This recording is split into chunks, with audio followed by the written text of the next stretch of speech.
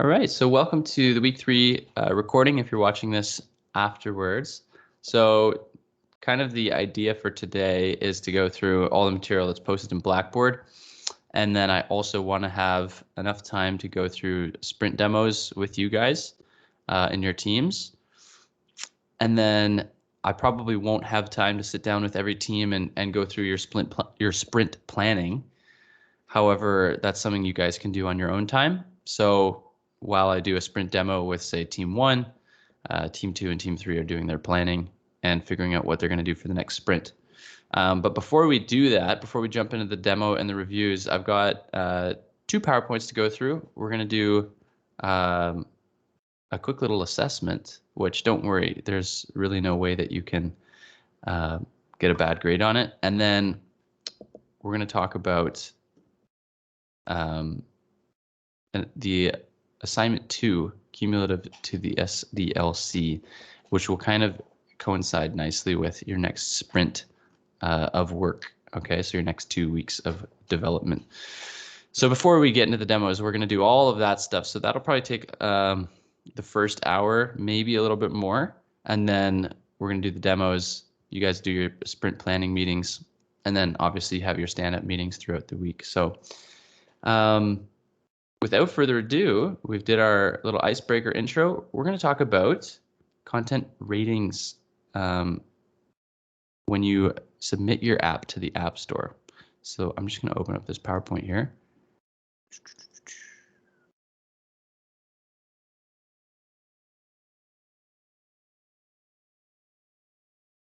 Has anyone ever filled out a content rating before on, say, Google Play Console or in App Store Connect for Apple? Has anyone done that before?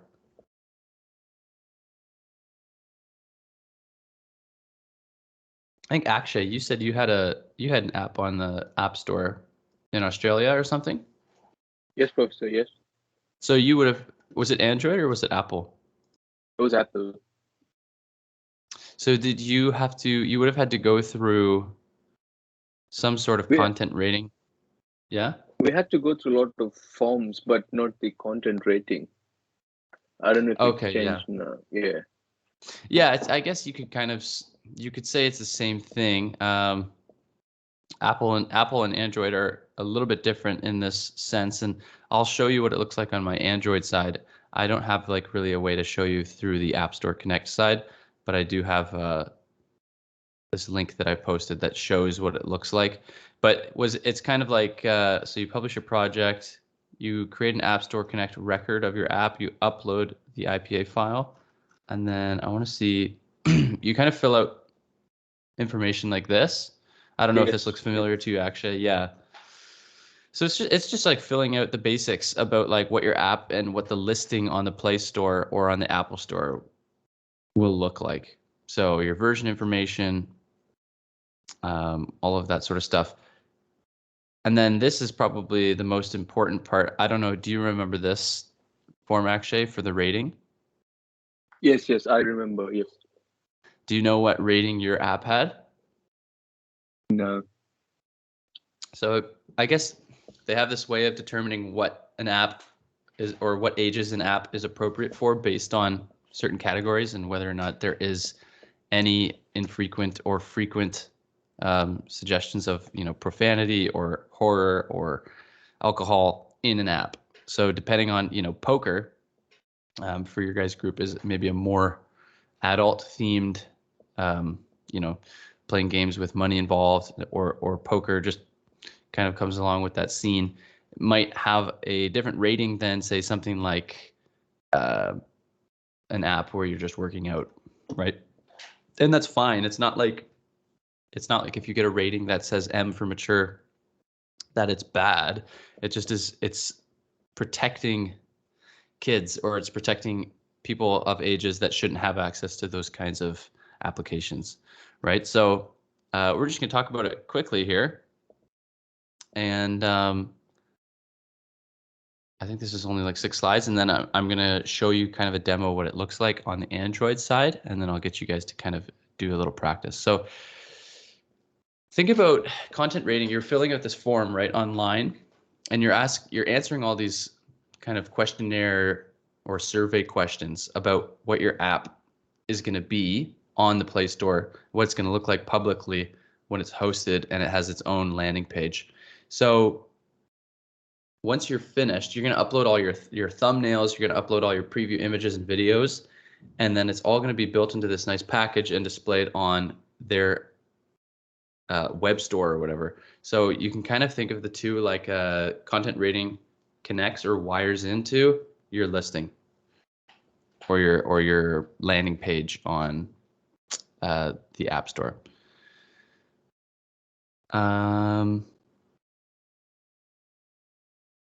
So some tips. This is also talking about a landing page, which I'll talk about another time more specifically. But landing pages, these are also good tips for your content rating.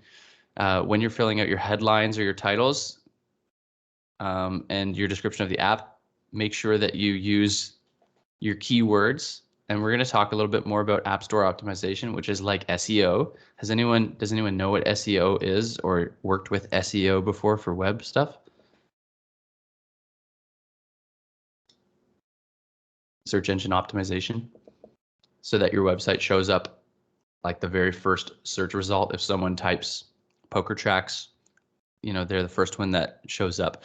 So App Store optimization is similar to that. So when you do your headline and your brief description, there's going to be keywords that you're going to want to use, like poker or exercise and all of this stuff, to make sure that you're showing up higher in your category. You need at least one image, and then if you can make a video that is way more engaging to users, testimonials, logos if you can, call to action. So this call to action number 5 is more so for your landing page. If you have a website, then you're going to have a button that says like, take me to the App Store to download this. And then make it clear what your page is about. Focus on the value of your app and be consistent. So talking about ratings, they're different in every country. So here's an example. I think these are for America or for the States. Maybe some of them might be the same for Canada, but you probably recognize these. I don't know.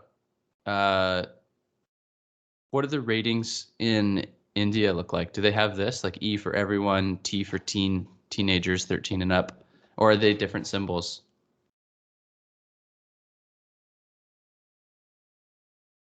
Professor, I'm trying to look at my Apple Store Connect. Yeah. It just says for the old app which I released, in the ratings and reviews, it just says 5 out of 5. That's it. It doesn't say anything like E, T, or the ones we are seeing on the slide. Is yours on the App Store? Like, yes. Right now? Yeah, right now. Do you want to send me a link to it to see it? I'll see if I can open it if it shows it. See if I can find it.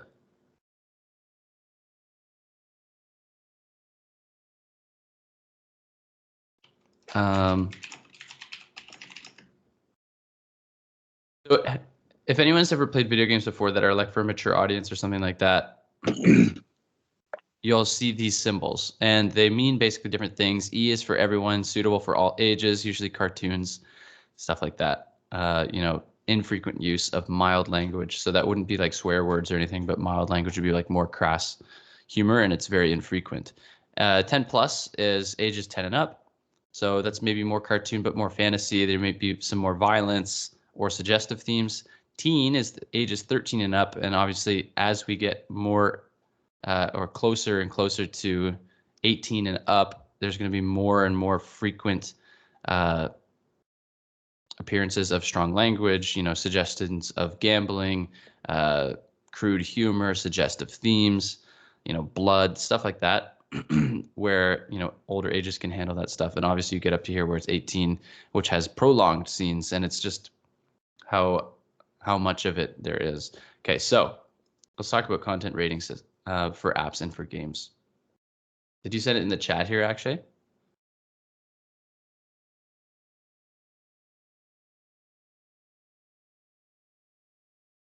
I didn't get a link. Oh, there we go. Perfect. Let me see. I want to see if I can see the rating for actually it's app. Oh, sorry. It just says 17 plus years old.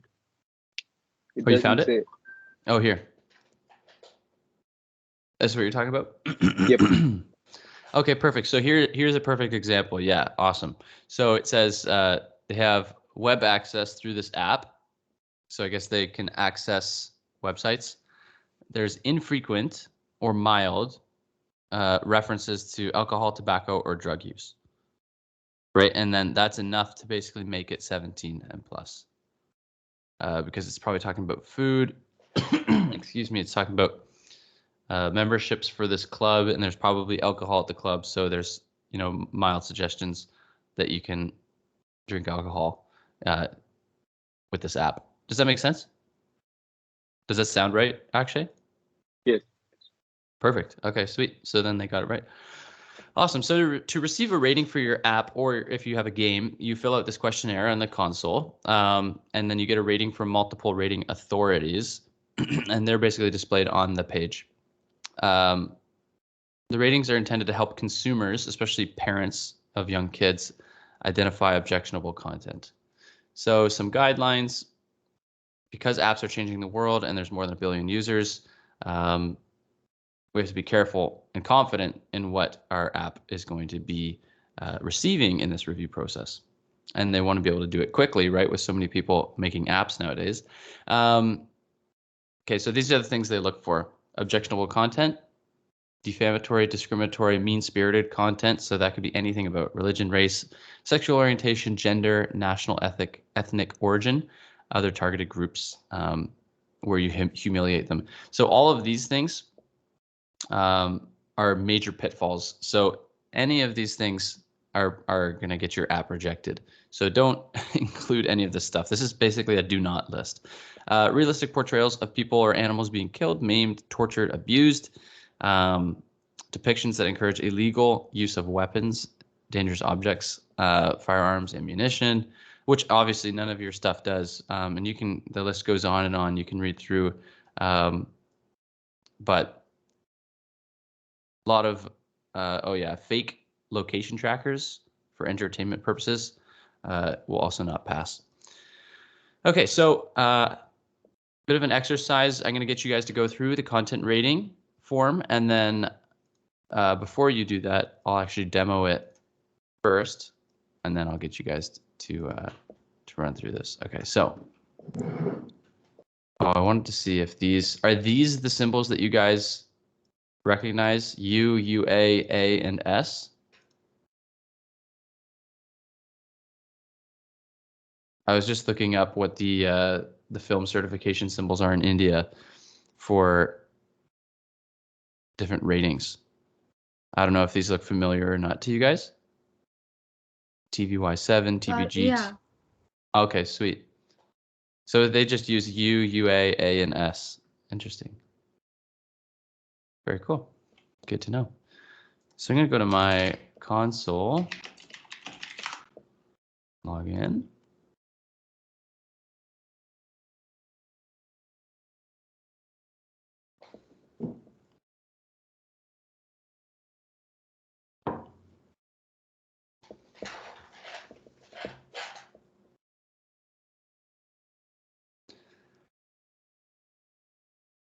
So it's a similar process if you have an Apple account, similar process, but I want to see if there is. View this app. Okay, I already did the content rating for this one. So this is a list of my apps. I'm in the Google Play console. You can see your reviews. You can see that this app was rejected, and then I could click that and figure out why. We can see the app status, if I'm in open testing, closed testing, if it's in draft status. I want to see if I can find one that hasn't had a content rating finished on it already, but I might just have to make a new app very quickly here. So we just hit this create app button, and this is going to be basically a place where you upload your APK file, or if you had an IPA file for Apple, we create testing in class Enter 2022. We can choose whether it's an app or a game right off the bat, and whether it's free or paid. So you have to know right off the bat what is your pricing model for your app. Confirm that you meet the developer program policies and US export laws. You have to click both of those, and then we just click create app in the bottom right here. I'm going to turn on my highlighter as we go so you guys can follow along a little easier.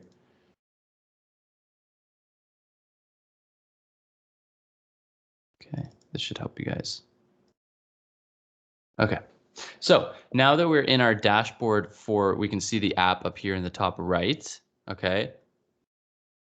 We can see that they've got a list laid out for things that we need to do before we can actually fully publish our app on Google Play. So it's saying this is actually locked. It's really neat the way they've got it all set up now. These sections are all locked. You have to complete the initial setup tasks first, and then you can view those tasks, okay, right here. So obviously, all these locked sections releasing our app, we can't do yet until we actually set it up and start testing, okay? So let's look here and view these tasks in the setup section. Provide information about your app and set up your store listing. So we're going to talk more about optimizing your store listing next week, but for today, this is the one that we're focusing on, the content rating. Okay, so you go through this entire checklist, and once everything is checked green and you've completed it, then this section will unlock and you can move on to the next area. So the content rating, it's pretty self-explanatory, but it is a major component of the course outline. So I just want to always make sure I cover it with you guys so you understand it when you go through with publishing an app. So here we're receiving a rating for our app from these authorities. We hit start questionnaire, and you just kind of go through question by question, answering honestly. You can't lie on these things because they will review it, and if you do lie, you'll probably get a strike against your account, or you won't be able to upload. You have to purchase a new developer license. So here we put in our email address. So I'll just put in my developer email address. And then we select the category. The category, you know, if it's a game, we choose game. They give you some examples there. Social, so like Facebook, something like that. And then if it's anything else, then you'd select this. So for the exercise app, it would be this. This is probably going to be the category that's most common, because I don't think any of you are making a social app. None of you are making a game. So we would choose this. All right, and hit next. Okay, then the next part of this questionnaire, does the app contain any rating relevant content? So sex, violence, language, downloaded as part of the app package code assets. And I think for most of you guys, you can select no. User content is asking about whether or not there's voice communication, text, sharing images, or audio. So exchanging content with other users. Typically, I think for most of your apps, this would be no. Some of you guys, you know, with Pitch Venture, think you might be exchanging text because, I don't know, if there's like a messaging system to be able to message a vendor or something like that. With other users though, so like Poker Tracks, you guys have a blog, but I don't think that that's actually exchanging from user to user. So I think you guys could select no for this. Online content, does the app feature or promote content that isn't part of the initial app download, but can be accessed from the app? So this would be obviously if you had like an extra feature that was not part of the app, but you know, a website or subscription outside of that, you could hit no. And sale age restricted products, so alcohol, firearms, etc. And most of you guys could say no. Gambling, this one might get you guys.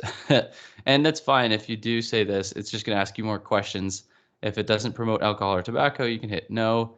Does it focus on any other age-restricted activities or items?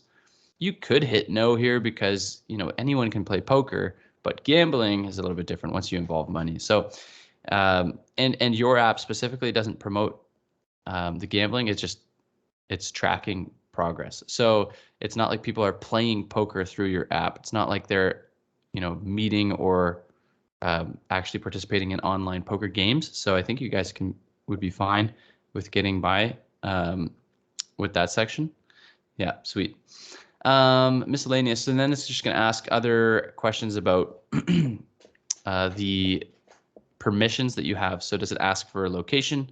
You can hit no, because I don't think any of you guys are doing location tracking. Does it ask to purchase digital goods? So if you do have a subscription in the app, or if you have like an in-app purchase, then you'd have to hit yes here, and then they'd ask more questions. Is the app a web browser or search engine? No. And is it a news or educational product? And I don't know if you could say your exercise one, yes, you're educating them on exercises, so you maybe could, but it's not like it's for school. It's not like it's you kind of have to look at these questions in the context of what your app actually is and what the purpose is. Okay, so I think we've answered all of these. Save. Next. And then the last section, so here it's going to give us our summary, and it's just automatically generated ratings from all the countries that our app could be hosted in on the Google Play Store. And it still can reject our app if we've misrepresented our app content. So if we lie on this, they can still reject it. So here we can go through and we can see all the different IARC ratings. So Brazil, it's suitable for all ages. North America, it's suitable for everyone. So this is basically, we're getting the lowest rating possible here, which you may not need for your app. Like if it's a poker app, you might make it 13 and up or something like that. But so there we can see, yeah, we can scroll through and it looks good. And then you just hit submit, and it's as easy as that. And there you go. And then if you wanted to start a new questionnaire, you could. I think it's a similar process on Apple. It's a little bit different, so I posted a link right here for content rating system on the App Store Connect portal.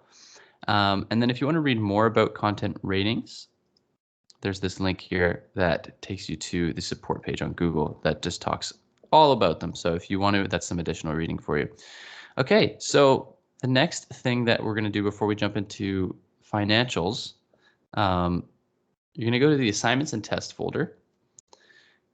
It's going to be assignment 1, application content rating form.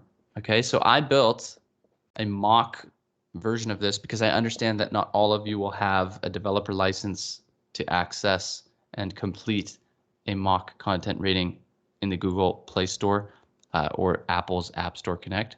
So we're just going to get you guys, I don't think you can actually do the content rating on your App Store Connect accounts because you don't have the permissions to upload or create a new app. I think you have to be part of a team and one of the professors has to do it for you or something.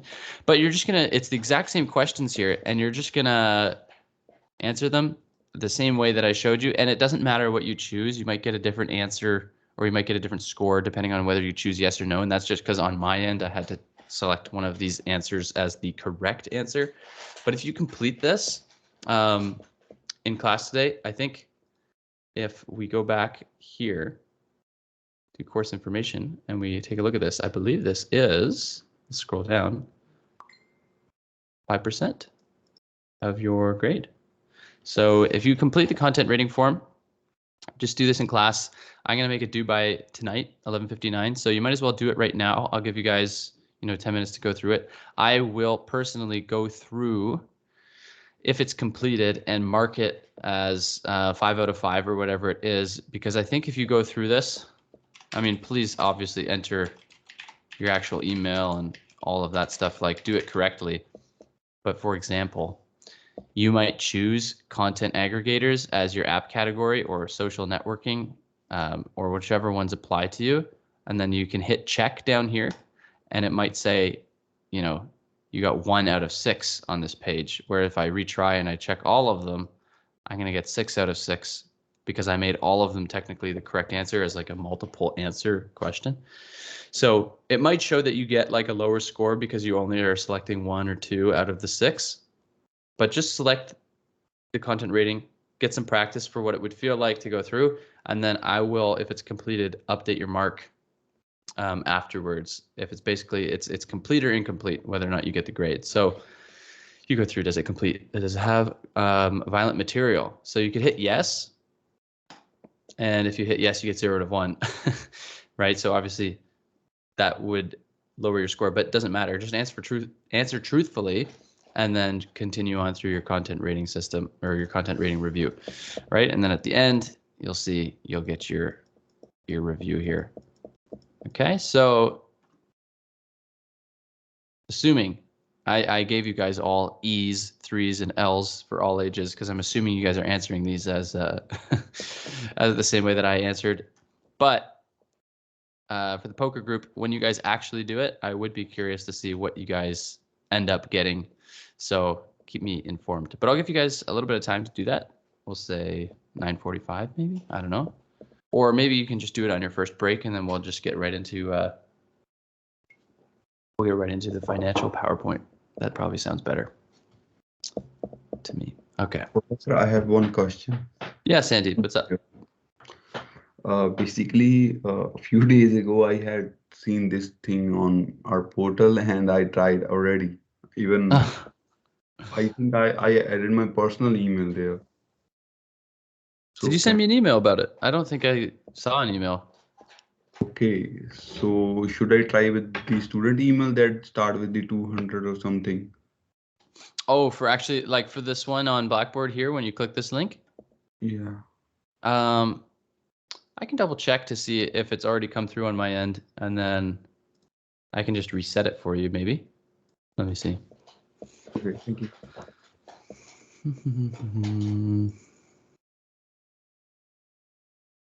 What do we got?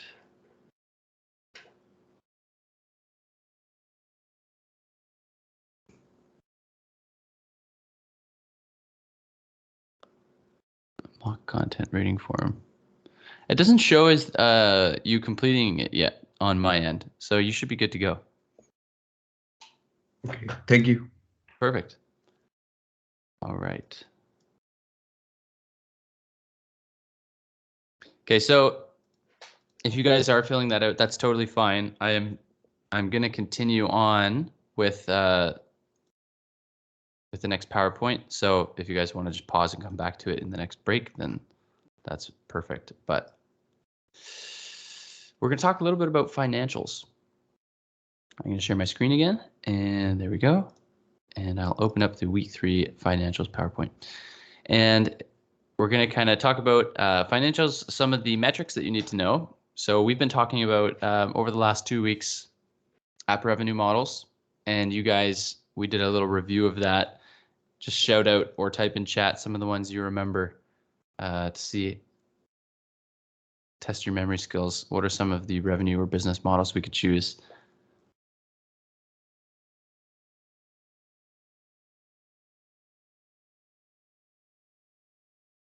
Anybody?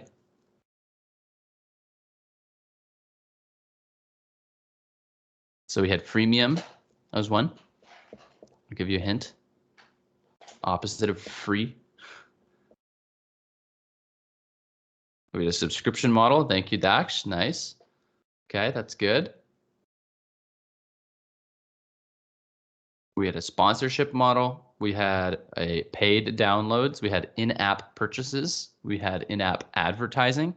And that was what we talked about last week, is all the different types of advertising formats that you can choose for your app and when to display them and how to connect to an ad network. Okay, so those are the 2 things we've kind of covered over the last 2 weeks. So just as a little review for you, I'm going to stop